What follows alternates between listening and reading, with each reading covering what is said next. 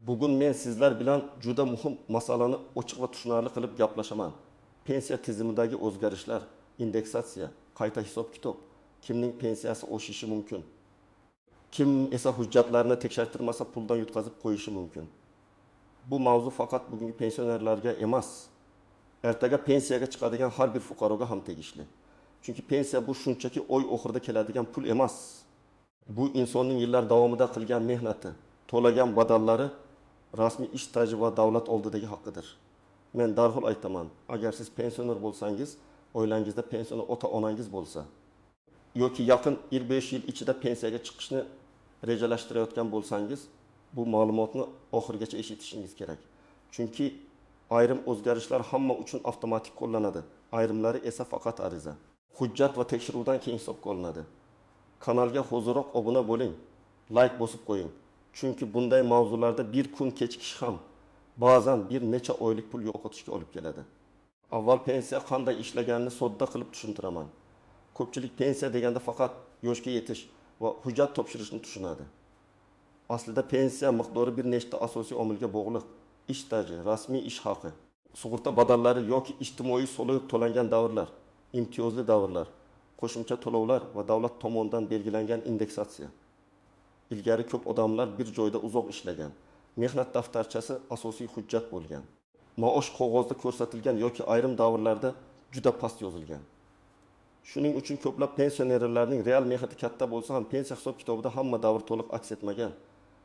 Masalan, odam 35 yil ishlagan bo'lishi mumkin, lekin bazada ilk yil ko'rinadi. Yoki 1990 yillar, 2000 yillar boshidagi ish haqi ma'lumotlari arxivda to'liq chiqmagan bo'lishi mumkin. Natijada pensiya kamroq hisoblangan. Endi esa tizim bosqichma-bosqich raqamlashtirilmoqda.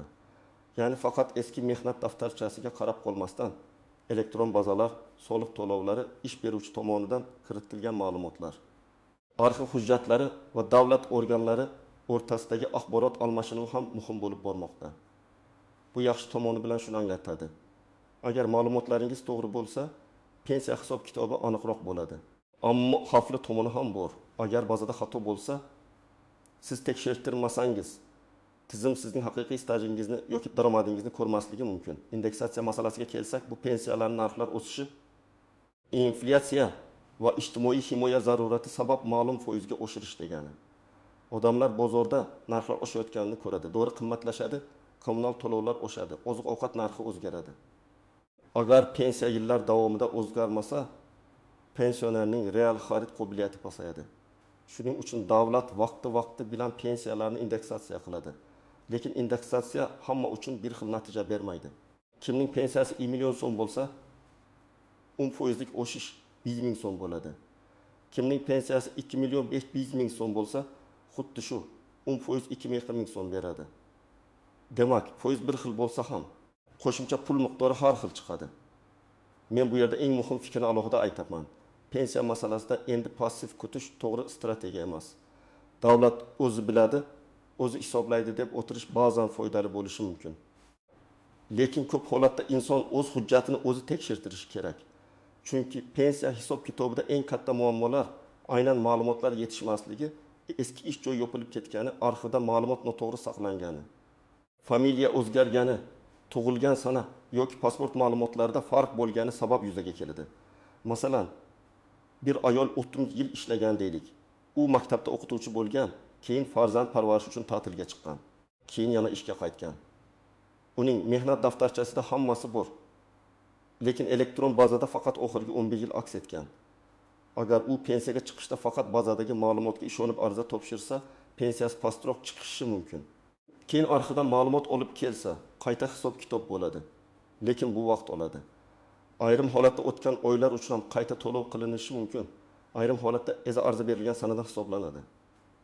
Shuning uchun men doim aytaman, hujjatni pensiyaga chiqishdan oldin tekshirtiring. Yana bir misol. Erkak kishi 1990 yildan 2005 yilgacha qurilish tashkilotida ishlagan. Tashkilot keyin tugatilgan. U o'sha davrda yaxshi maosh olgan. Lekin maoshning bir qismi rasmiy, bir qismi naqd berilgan. Pensiya hisobida faqat rasmiy ko'rsatilgan daromad ahamiyatga ega. Agar 1 million so'm olgan bo'lsa-yu, hujjatda 3 ming so'm ko'rsatilgan bo'lsa, pensiya hisobida 300 ming so'mga yaqin ma'lumot ko'rinadi. Bu juda og'riqli masala, lekin qonuniy hisob-kitob hujjatga qaraydi. Shuning uchun ishlayotgan yoshlar uchun ham saboq bor. Bugun konvertda olingan pul ertaga pensiyada ko'rinmaydi. Eng avvalo ish stajida uzilishlari ko'p bo'lganlar e'tiborli bo'lishi kerak. Bir necha joyda ishlagan, korxonasi yopilgan, boshqa viloyatda ishlagan harbiy xizmat, farzand parvarishi, chet elda ishlash, fermer xo'jaligi, yakka tartibdagi tadbirkorlik, norasmiy ish davrlari bo'lgan odamlar hujjatlarini alohida tekshirish kerak. Chunki bunday holatlarda ma'lumotlar tarqoq bo'ladi va bitta bazadan hammasi chiqmasligi mumkin. Ikkinchi guruh pensiyasi juda kam deb o'ylayotgan, lekin uzoq ishlagan pensionerlar. Masalan, men 1 yil ishlaganman, lekin pensiyam qo'shnimnikidan ancha kam degan savol ko'p uchraydi. Bu yerda sabablar turli bo'lishi mumkin. Birinchisi, qo'shnining rasmiy maoshi yuqori bo'lgan. Ikkinchisi, qo'shnida imtiyozli staj yoki qo'shimcha to'lov bor. Uchinchisi, sizning ayrim yillaringiz hisobga kirmagan. To'rtinchisi, sizda qayta hisob-kitob uchun asos bor, lekin ariza berilmagan. Shuning uchun hamma bir xil oshadi deb o'ylash noto'g'ri. Uchinchi guruh nogironligi bo'lgan shaxslar, o'quvchisini yo'qotgan oilalar, yolg'iz pensionerlar, urush yoki mehnat faxriylari, alohida imtiyozga ega toifalar. Bunday odamlar uchun qo'shimcha to'lovlar, ustamalar, ijtimoiy yordamlar mavjud bo'lishi mumkin. Lekin bu to'lovlarning ayrimlari avtomatik, ayrimlari esa tasdiqlovchi hujjat talab qiladi. Masalan, yolg'iz yashovchi pensioner kommunal yordam yoki ijtimoiy xizmatdan foydalanishi mumkin bo'lsa, u mahalla ijtimoiy himoya bo'limi yoki tegishli tashkilotga murojaat qilishi kerak bo'ladi. Menga o'zi kelib berishadi deb kutish to'g'ri emas. Xotirjamroq bo'lishi mumkin bo'lganlar kimlar? Agar siz yaqinda pensiyaga chiqqan bo'lsangiz, barcha ish joylaringiz elektron bazada to'liq ko'rinib turgan bo'lsa, rasmiy maoshlaringiz bo'yicha ma'lumotlar soliq bazasida bor bo'lsa, pensiya tayinlanganda hisob-kitob varaqasini olgan va tekshirgan bo'lsangiz, sizda xavf nisbatan kamroq. Lekin baribir men yiliga kamida bir marta pensiya ma'lumotlarini tekshirtirishni tavsiya qilaman. Chunki qonunchilik o'zgarishi, qo'shimcha indeksatsiya, minimal miqdorlar o'zgarishi yoki yangi imtiyozlar paydo bo'lishi mumkin. Keling, real hayotga yaqin misollar bilan tushuntiraman. Birinchi holat, pensionerning pensiyasi 1.200.000 so'm. Agar indeksatsiya 10% deb olsak, uning pensiyasi 120.000 so'mga oshadi va 1.320.000 so'm bo'ladi. Lekin agar shu insonning ilgari hisobga olinmagan 5 yillik staji topilsa va qayta hisob-kitob asosida pensiyasi yana 1.2 so'mga oshsa, umumiy pensiya 1.7 so'mga yetishi mumkin. Demak, faqat indeksatsiyani kutish yetarli emas, stajni ham tekshirish kerak. Ikkinchi holat, ayol kishi 28 yoshga yaqinlashmoqda. Umumiy ish staji 25 yil, lekin elektron bazada 12 yil ko'rinadi. U pensiyaga chiqishdan oldin arxidan eski ish joylari bo'yicha ma'lumot olib keldi. Natijada 7 yil qo'shildi. Bu nafaqat pensiya olish huquqiga, balki pensiya miqdoriga ham ta'sir qilishi mumkin. Agar u buni pensiyaga chiqqandan keyin bilganida, bir necha oy past pensiya olib yurgan bo'lardi. Uchinchi holat, erkak kishi 20 yil rasmiy ishlagan, 10 yil esa norasmiy ustachilik qilgan. U men 3 yil ishladim deydi. Hayotiy tomondan bu gap to'g'ri, lekin pensiya hisobida rasmiy hujjat muhim. Agar u 10 yil davomida ijtimoiy soliq to'lamagan, yakka tartibdagi tadbirkor sifatida ro'yxatdan o'tmagan, badal to'lamagan bo'lsa, bu davrni pensiya stajiga kiritish qiyin bo'ladi. Shuning uchun bugun ishlayotgan fuqarolarga ham aytaman. Rasmiylik faqat bugungi oylik uchun emas, ertangi pensiya uchun ham kerak. 4-holat. Pensionerning familiyasi turmush sabab o'zgargan. Eski mehnat daftarchasida qizlik familiyasi, pasportda esa boshqa familiya. Agar nikoh guvohnomasi yoki familiya o'zgarishini tasdiqlovchi hujjat bo'lmasa, eski stajni tasdiqlashda muammo chiqishi mumkin. Bu juda oddiy ko'ringan hujjat, lekin amalda ko'p odam aynan shunday mayda tafsilot sabab ovora bo'ladi. Endi ko'pchilik e'tibor bermaydigan nozik masalalarga o'tamiz. Birinchi nozik jihat, indeksatsiya bilan qayta hisob-kitob bir xil narsa emas. Indeksatsiya odatda belgilangan tartibda pensiya miqdorini oshirishdir. Qayta hisob-kitob esa sizning shaxsiy holatingizga qarab amalga oshiriladi. Qo'shimcha staj topildi, ish haqi ma'lumoti yangilandi, imtiyozli huquq tasdiqlandi yoki ilgari xato bo'lgan ma'lumot tuzatildi. Shuning uchun pensiyalar oshdi. Demak, meniki ham to'liq to'g'ri bo'ldi deb o'ylamang. oshgan pensiya ham noto'g'ri bazadan oshgan bo'lishi mumkin. Ikkinchi nozik jihat, har bir hujjatning kuchi bir xil emas. Mehnat daftarchasi muhim, lekin ba'zan unga qo'shimcha ravishda buyruq nusxasi, ish haqi ma'lumotnomasi, arxiv ma'lumoti, soliq to'lovlari, harbiy bilet, diplom, farzand tug'ilganlik guvohnomasi, nikoh guvohnomasi kerak bo'ladi. Agar hujjatda muhr noaniq bo'lsa, sana noto'g'ri yozilgan bo'lsa, ism familiyada bir harf farq qilsa, organ qo'shimcha tasdiq talab qilishi mumkin. Bu sizga qarshi qilingan ish emas, bu qonuniy aniqlik talabi. Uchinchi nozik jihat, ishlashda davom etayotgan pensionerlar. Ba'zi pensionerlar pensiyaga chiqqandan keyin ham ishlaydi. Ular uchun ham qayta hisobiy kitob, qo'shimcha to'lov yoki ayrim cheklovlar masalasi paydo bo'lishi mumkin. Har doim ham ishlasam pensiyam kamayadi degan gap to'g'ri emas, lekin har bir holatda lavozim, tashkilot turi, pensiya turi va amaldagi tartibga qarash kerak. Shuning uchun ishlayotgan pensionerlar ish beruvchidan rasmiy ma'lumotlarni to'g'ri topshirishni talab qilish kerak. 4-nozik jihat, minimal pensiya va ustamalar. Ba'zan odamning hisoblangan pensiyasi juda past chiqadi, lekin davlat belgilagan minimal miqdor yoki qo'shimcha to'lov sabab yakuniy summa oshiriladi. Bu yaxshi, lekin bu ham shuni anglatadiki, sizning asl hisoblangan pensiyangiz va qo'shimcha yordam qismini ajratib tushunish kerak. Chunki kelajakdagi indeksatsiya qaysi qismga qanday qo'llanishi, qo'shimcha to'lovlar qachon qayta ko'rib chiqilishi tartibga bog'liq. 5-nozik jihat, chet elda ishlagan davrlar. Ko'p fuqarolar Rossiya, Qozog'iston, Koreya, Turkiya yoki boshqa davlatlarda ishlagan. Bunday davrlar pensiya hisobiga kiradimi yoki yo'qmi? Bu davlatlar o'rtasidagi kelishuvlar to'langan badallar va hujjatlarga bog'liq. Men chet elda 8 yil ishladim degan gapning o'zi yetarli emas. Rasmiy shartnoma, sug'urta badali, ish beruvchi ma'lumoti, tarjima qilingan va tasdiqlangan hujjatlar kerak bo'lishi mumkin. Endi eng kerakli qism nima qilish kerak? Men sizga oddiy tartib beraman. Birinchi qadam, o'zingizdagi barcha hujjatlarni yig'ing. Mehnat daftarchasi, pasport yoki ID karta, pensiya guvohnomasi, ish haqi ma'lumotnomalari, arxivdan olingan javoblar, harbiy bilet, diplom, nikoh yoki ajrim guvohnomasi, farzandlar tug'ilganlik guvohnomalari, nogironlik yoki imtiyozni tasdiqlovchi hujjatlar alohida papkada tursin. Hujjat tarkoq bo'lsa, murojaat paytida vaqt yo'qotasiz.